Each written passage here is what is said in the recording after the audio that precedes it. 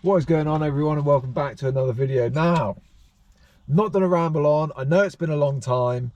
Today is an update video. I'm going to show you everything that's going on since we've been away. Lots of things have been going on in the background, so let's update you all on everything that's going on here at the shed. So let's start with the Turan. So the daily Turan is currently sat at the unit for an MOT. And it passed, but we have got a advisory on the rear trailing arm bushing, so we need to address that because it's causing flex on the wheel, and that tyre is now bowled because I've just been driving it, so I don't know if you can see at the back there, she's fairly smooth. So we need to address that and the tyre, so that'll be on the next video. Also, I want to sort out the lights on the dash. It's got a coil spring light flashing and an engine management light for the EGR. I don't know if you get heavy or not. It's very cold up here today. I've got a GoPro, so we can make some fucking sick shots, bruh. So yeah, apart from that, oh, it's leaking water from somewhere. I'm pretty sure it's the diesel heater, but I'm not too sure. And obviously we know that it's got a a boost leak coming from the EGR. Is not sealing right, so we need to delete the EGR, sort out that water leak, and then the Turan's good. Put some tyres on it, it'd be good for another daily. Oh, I don't know if you can see in the background, but the van is back. That's right, I bought the van back. I missed it, so that thing needs 2 ball joints, which I've got. It needs a coolant temp sensor and a coolant flush because the coolant's nasty. I do have some new wheels for the van, so they'll be going on soon. We've got some 16-inch Nimrods. I want to test the theory.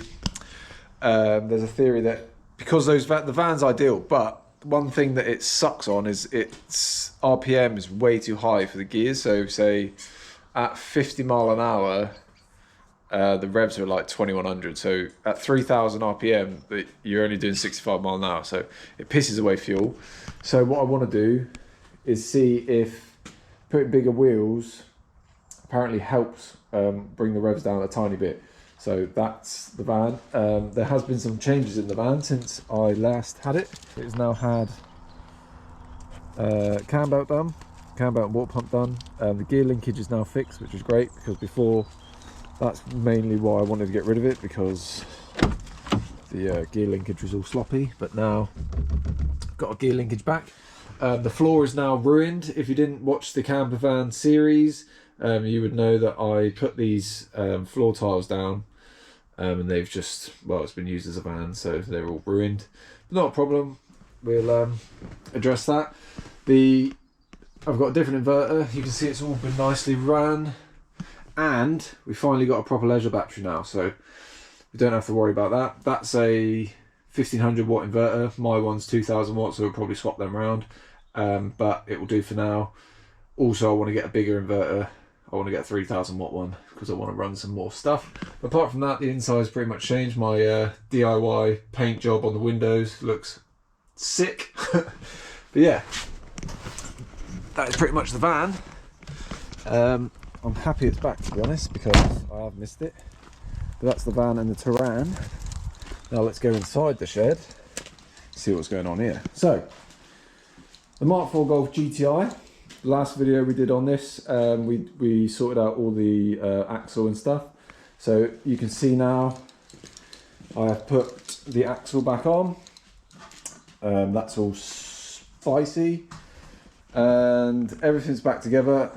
I'm literally in the middle of doing the, I'm just flushing the coolant, because I thought it was, I put a new expansion bottle in there as well. So I thought it had nice pink coolant in it, because this was the old bottle here, and it looked like it was thing, but you can see it wasn't, just rusty water. So I had a new expansion bottle, so I thought I'll slap that in and drain the coolant. The GTI is pretty much all done. I just need to connect the battery and start it, put some coolant in it, and it should be good to go. Now, the GTI will be sold, unfortunately. Once I get this up and running, give it a good clean and put an MOT on it, it will be up for sale, because I want to focus on this bad girl. And I just want space here to be able to pull in other, even my, support vehicles, and still have space to work on. I don't really want to leave my project outside. So unfortunately the Golf will be sold.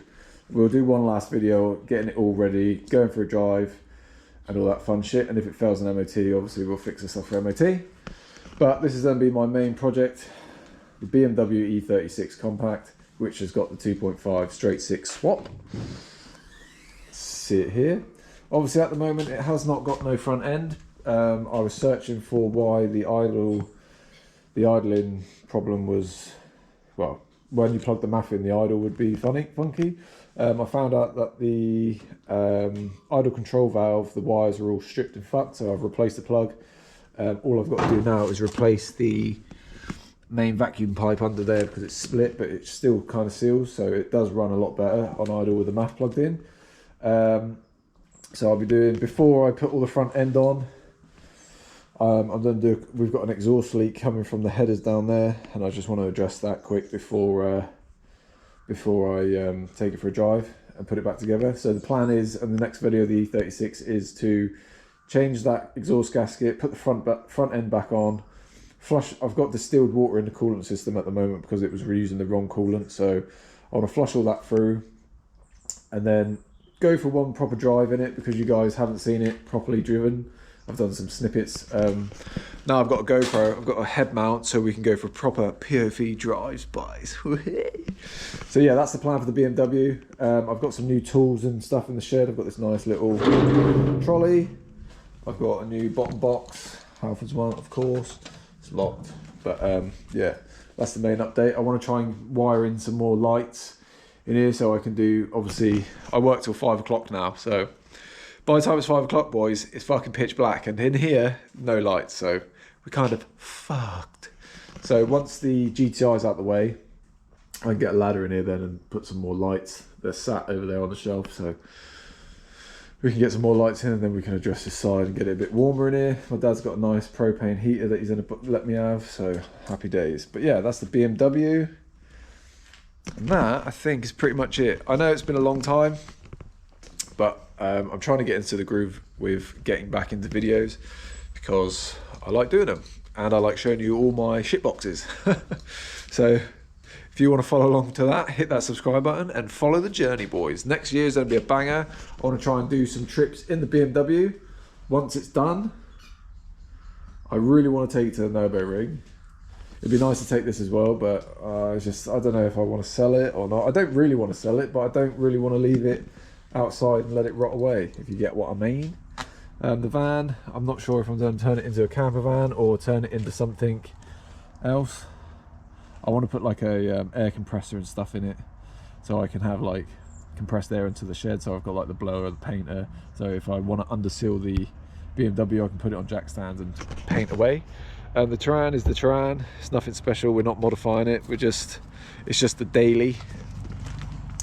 And yes, that is the Terrain. There's not much to say about it. Original wheels that are currently on it, which kind of look shit. And if I need to put 4 new tyres on it, I've got wheels everywhere. It's an absolute joke. I've got so many wheels. I've got these. These are 17-inch fake multi-stud, but they've got 2 good, 2-ish good. Got 1 good winter tyre, so that might be the winter tyre set and go fucking green lane in the Terrain, because zero fucks are given. But I've also got fucking more wheels. I've got my GTI Monzas here, 18-inch. I think they'll look kind of silly on the Terrain.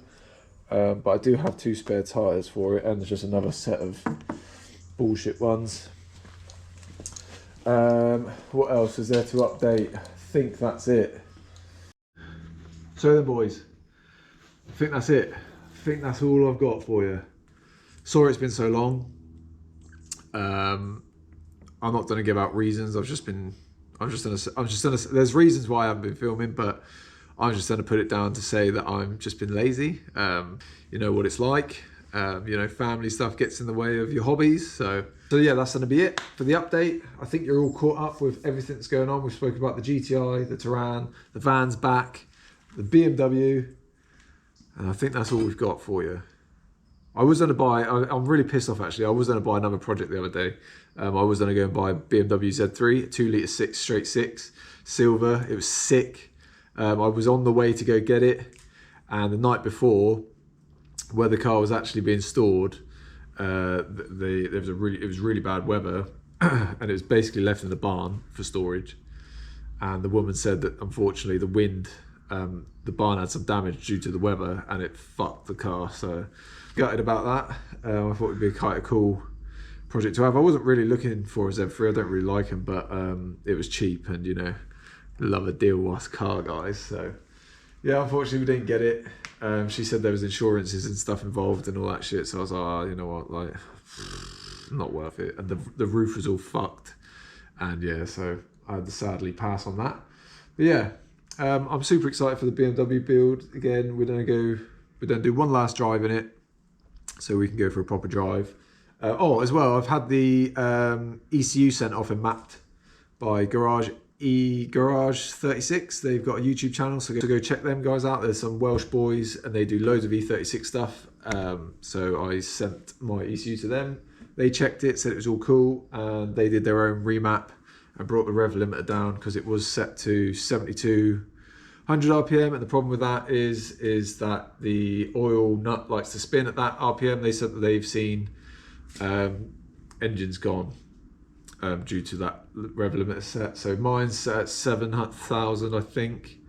And then once we've done something with that oil nut, we'll fucking put her back up there, boys. So yeah, that has been the update video. Stay tuned, because there will be videos before Christmas, I promise. We've got plenty of things to do. And yes, so thank you guys for being patient with me. I know it's not ideal, but like I said, I am very, very busy. So yeah, thank you all so much for watching. If you want to keep up to date with this channel and the builds, hit that subscribe button, and I'll see you all in the next video. And I've been counting